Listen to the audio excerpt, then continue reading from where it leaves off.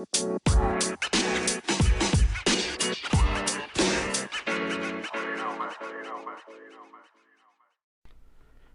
is going on, everybody? Welcome to another episode of A Cincy Fan Talking with LP. Appreciate the love and support on Twitter. You can catch me there at A Cincy Fan Talking. All one word. Leave the G off. Always free to talk about whatever you want to talk about. Keep it positive. I mean, I guess we can go negative as long as it's constructive. We can go that route. Just none of the mean stuff. Leave the racist stuff in the 1950s or the 1940s or wherever they used to do that stuff at. I mean, I guess they do it now. I guess. I mean, you hear Trump out here. Leave that stuff somewhere else, though. So come constructive. I'm ready and willing to talk about whatever you want to talk about. Hit the link tree. Make sure you click on those links. Support all the stuff that's on there. It's a lot of stuff on there that's of importance. I'll be changing that up frequently as well, so make sure you hit that up as well. Got some stuff I want you to support on Anchor. Anything that you drop on there will be going towards my classroom. So any listener support that you leave with me will be going towards my classroom this year. So definitely would appreciate that if you can, and if you don't worry about it. I'm good. Really, for me, this is all about me expressing how I feel. So it's really not about the bucks for me at all. I just saw the button and I'm like, I didn't push that button, so I pushed the button. Anything extra is going to the classroom. I, I'm gonna need hand sanitizer this year and a whole lot of it. So please believe it's going towards stuff like that. So that's where we at as far as that's concerned. I'm looking on television. I'm having conversations, and it it just kind of hit me. Only in the United States of America could all of this stuff be happening. Only in America could we possibly believe that we could beat a virus by sending kids to school, by continuing professional sports, by just believing that everything can go on as normal. Only in America would we believe that we can just wish it away, and that because we're Americans, we'll be okay. It's so American. Like when you hear it, it makes absolutely no sense. But when you really think about it, it's so USA. Like when you really look around and you think about who's leading the country and what he says, it's so American. Like just think about it. Everything flows from the top down, but it's like the leader on top, Trump, says it's the state's problem. And then the state says, hey, it's the city's problem. And then the city say, hey, it's a localized problem. It's so American to call this federalism, but federalism is really every man for himself. It's it's so American. Like you can call it as American as apple pie. You can say it's always been like this. It's ingrained in our society. But really, when you think about it, what it really is people don't want to step up and take leadership because nobody wants to take the blame if and when something bad happens. I like to call it a failure of leadership. A true leader will step up And if something bad happens, they say, hey, that's on me because at least I tried to be a leader in this and it didn't go right. So I'm going to try something different. But what we have is a lot of fake leaders that's kind of going like, I don't want to try anything because it might not go right. It might not work, and I don't want to get blamed for it. So let me go ahead and slide this over to somebody else because I don't want to get blamed for it. It's it's really Americanized leadership. If you really want to put a point on it.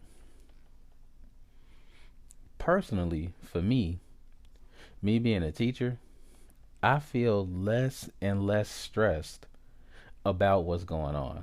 When I was first watching what was going on, I was getting really, really stressed. I'm like, they're about to send us in the classroom in a pandemic. Like, it's about to get really ugly. And then I started thinking about what happened in March because I thought the same thing. And then slowly but surely, I started realizing that all of the plans that everybody thought they were going to have, the virus kind of took care of all of that.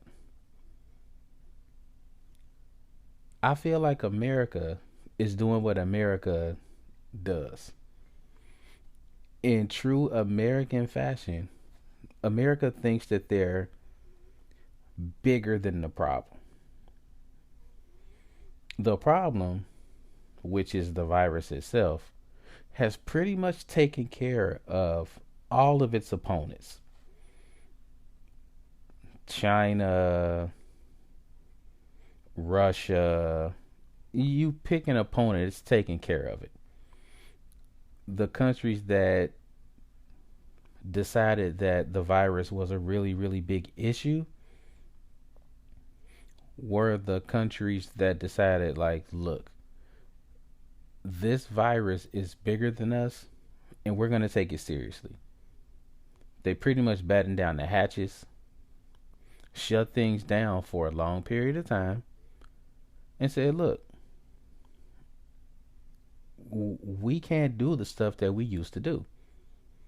Things aren't normal. That's what they did. See South Korea, see Germany, places like that. America, we think a little bit different around here. We're like, hey, we're America. We're bigger than any problem that you can throw at us. And with a little bit of gumption and a little bit of spirit and elbow grease, we'll work through it. Well, how about shutting everything down? Nope. Forget all that. What if you have to? We'll do it for 30 days. Then we're right back at it. What if it takes longer than 30? Nope. Which is pretty much what happened in America. But the problem is, the virus is bigger than that. And America doesn't think that, but it is. I was concerned that America would decide, like, hey, we're going to say forget it, which is what they tried to do in March. The virus took care of that. Now we're here in July, and the same exact thing is happening that happened back in March.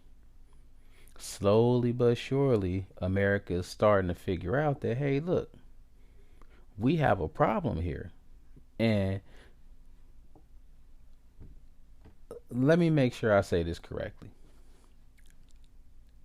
I'm not saying I feel better because I feel like trash that everything is turning to crap. What I feel better about is that a lot of these people that want to make a really trash decision won't be able to because the virus is going to end up forcing everybody to make a good decision. I feel like that's what's going to happen because they have to. I feel like the virus is going to force everybody to make a good decision. These sports leagues, these NCAA conferences and everything, they're being forced to make a good decision. As you can tell, they didn't want to make a good decision, but they're being forced to. One by one, they're all going like, look, we're going to have to go ahead and postpone things until spring and things like that. And you're seeing one by one these big school districts in around the country, they're saying we're going to have to go ahead and go virtual. It's not like they want to, but they have to. The virus is forcing people to make good decisions. I don't think these people necessarily want to make good decisions, but they're being forced to. I think this is going to slowly but surely keep happening. The messed up thing about America is that bad things force us to make good decisions. It's a horrible thing about America. When we have good leaders, they don't wait to make good decisions. When we have bad leaders, they have to wait for really bad things to happen in order to make good decisions. I feel like that's what we're going to see. We're going to have to wait and see. And the messed up part is this is already bad. I mean, how much worse can 136,000 people dying be? How much worse can all of these cases be? How much worse can choosing to send your kids to school in the middle of a pandemic possibly be? Like, what are we waiting for? I mean, I don't get it. But apparently, there are leaders out there that need it to get worse than this, which is absolutely insane. It's insane that it needs to get worse than this in order for some of our leaders to go like, hey, we're going to have to shut everything down again. I personally don't understand how the correlation between economy and safety isn't being seen. It's tough to have a really strong economy if your consumers don't feel safe. You can open everything up if you want to. If we don't feel safe to go out and spend, who's spending money? It doesn't really make a lot of sense. But only in America can you actually get people to think that if you open everything up, the economy will magically get better again. Even though people don't feel safe to spend, people don't want to stay in grocery stores long enough to spend because they're too hot in their masks to spend money. I mean, it's worse than ridiculous to me. It it it doesn't make sense to most people. But only in America can somebody hear that and go like, "Oh yeah, that makes perfect sense." It's an American thing. I'm sure there are a lot of people in other countries that look at us and go like, "What are they doing? Like what are they thinking?" And we just kind of look. I know I look and I go like, "I don't know." Like I don't know what's going on. I stay in the house. I don't do much. I don't go outside. We play around in the backyard a lot. That's kind of what we do. So we'll we'll see what happens. As always, we will see what happens. Hopefully, people play it smart. Hopefully, we get leaders to step up and do what they're supposed to do. We have a lot of people, teachers, nurses, doctors, parents, kids, mothers, fathers. We have a lot of people depending on a small group of people to make the right choices. And we're just hoping that they do. And if they don't, we'll be forced to make decisions for ourselves. And we'll just have to make sure that we make decisions as leaders of our own households if our leaders can't do it for us. That's what we'll have to do. Be right back. It's the Cincy fan talking.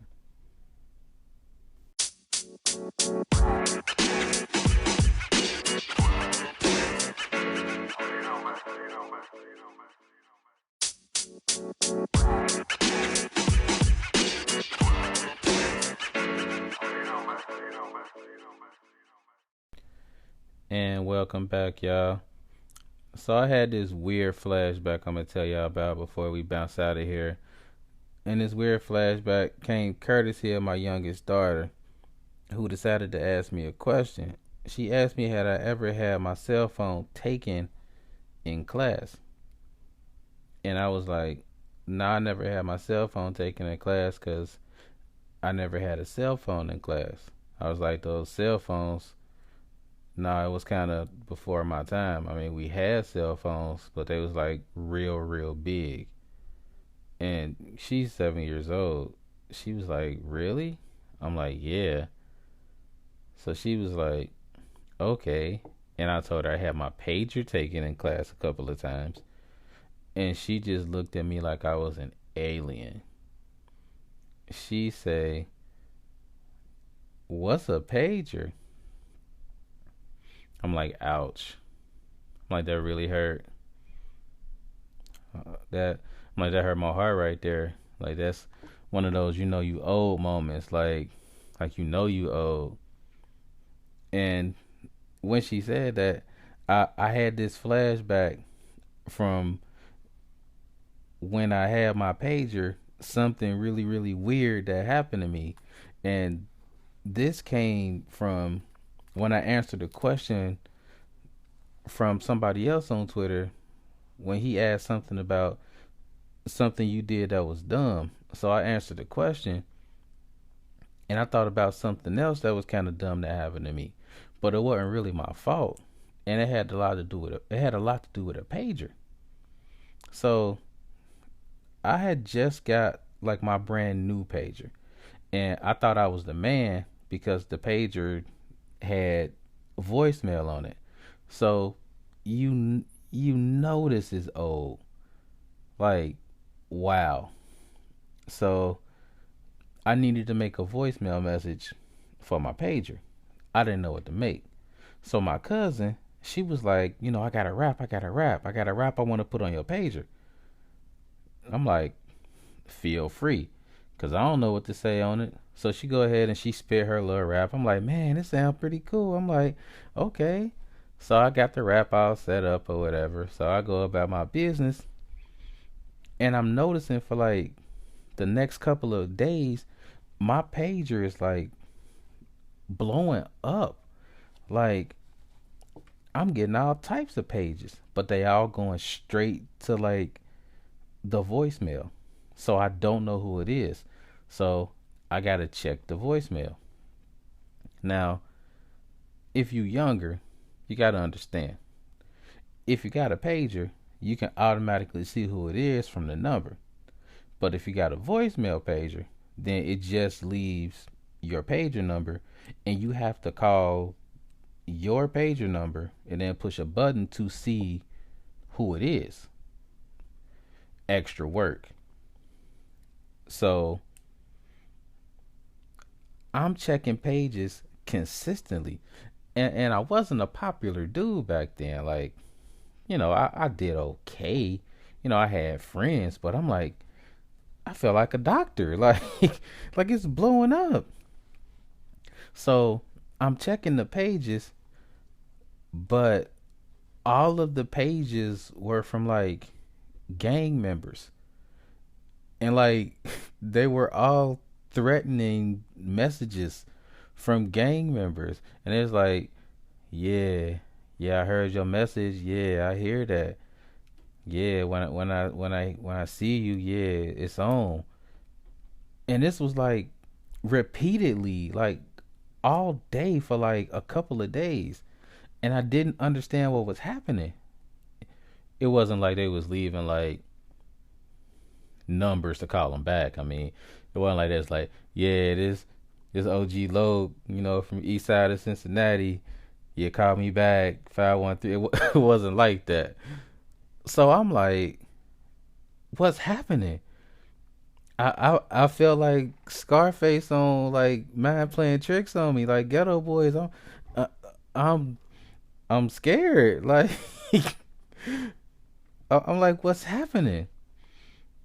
So come to find out that the rap that my cousin had said on my voicemail message was like a rap that was disrespecting one gang and was showing love to another gang. And I'm like, I didn't know that. I'm like, why would you do that? I'm like, I'm like, that's not what I do. I found out about it and she was like, oh yeah, that might be it. I'm like, you idiot. Like, I'm like, what are you doing? I'm like, are you trying to get me killed? So I had to scrub her message and I leave a message. I'm like, yeah, this is LP. I am not a gangster. Like that is not what I do. Like, like I had to make it explicitly clear. Like, hey, like I am not a gang member. Like, I am a high school student. Like, like it was ridiculous. Like the call stopped. I don't know. I guess even back then it was some type of service that they had heard about. I don't know, like like they had known even then that I wasn't legitimate. I don't know, but when my daughter asked me about that and like and then I answered that question from the guy like that story just clicked in my head and I was just shaking my head like that was like that was dumb. Like, like I laugh about that even now. I'm like, wow.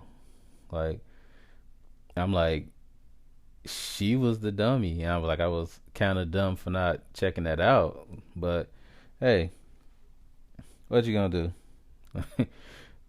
And on that note, um, I think I'm gonna go ahead and step out before I say more embarrassing stuff about myself. So we'll call this a wrap for this episode. So, as always, life is good. Catch you guys next time. Peace out.